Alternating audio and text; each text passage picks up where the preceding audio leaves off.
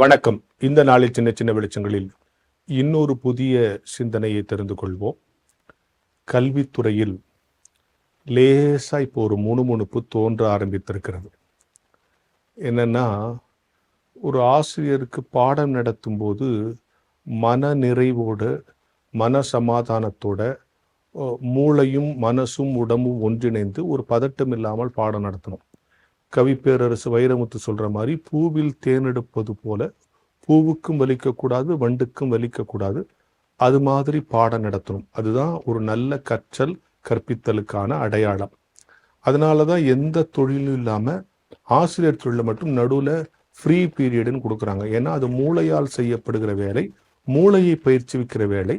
அதுக்கு அப்பப்போ ஓய்வு கொடுக்கணுங்கிறதுக்காக தான் வேலைக்கு நடுவிலே ஃப்ரீ பீரியட். அடுத்த அவர் போகிறதுக்கு முன்னாடி உங்கள் மைண்டை ரிலாக்ஸ் பண்ணிக்கிட்டு போகணும் அப்படிங்கிறதும் அந்த ஃப்ரீ பீரியடினுடைய காரணங்களில் ஒன்று. சரியா? ஆனால் இன்னைக்கு ஒரு சின்ன விமர்சனம் வந்து கொண்டே இருக்கு. இந்த பாடம் நடத்துறதை தவிர பல்வேறு விதமான புறச்செயல்களில் ஆசிரியர்கள் ஈடுபடுத்தப்படுகிறார்கள். கணினி மயமாவது நல்லது, அது விரைவானது, நம்பகமானது, அதெல்லாம் ரைட்டு. கரண்ட் இருக்கிற வரைக்கும் எல்லாம் நம்பகமானது, விரைவானது, எல்லாம் ரைட்டு. ஆனால் பொழுதன்னைக்கும் அவங்க கணிப்பொறியோடே எல்லாவற்றையும் செய்கிற சூழல் வந்தால் செய்கிற வேலையில் ஒரு ஈடுபாடு குறைவதற்கான வாய்ப்பு இருக்கிறது. சதா இதயங்களோடு பழக வேண்டும் என்று ஆசிரியராக வந்தவர்கள் இயந்திரங்களோடு பழக வேண்டிய கட்டாயம் வந்துவிட்டது.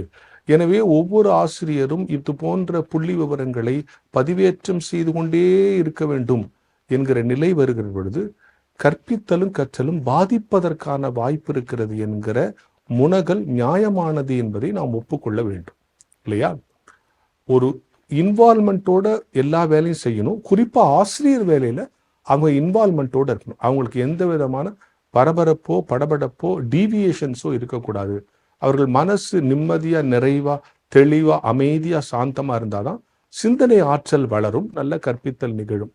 எனவே ஆசிரியர் இந்த சார் புள்ளி விவரம்லாம் தேவை, இன்னைக்கு அட்வான்ஸ்ட் ஆயிடுச்சு, சயின்ஸ் ஆயிடுச்சு, அமெரிக்கா இப்படி பண்றாங்க, ஆப்பிரிக்காவில் எப்படி பண்றாங்க, என்ன இயந்திரங்கள் இயந்திரங்கள் என்னதான் நமக்கு செஞ்சாலும் பசிக்கிறது, தாகம் எடுக்கிறது, பாடம் நடத்துறது, புரிஞ்சுக்கிறதெல்லாம் கம்ப்யூட்டர்களால் தீர்த்து வைக்க முடியாத விஷயம், இல்லையா?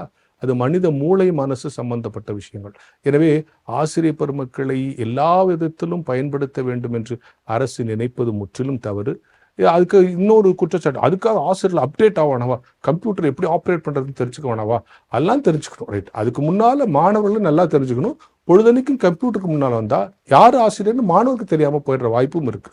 எனவே இவற்றை எல்லாம் கருத்தில் கொண்டு நான் ஆரம்பத்தில் ஒரு வாசகத்தை வாண்டடா சொல்லி தோன்றுகிறேன். கல்வித்துறையில் ஒரு முனகல்கள் இருக்கிறது என்று.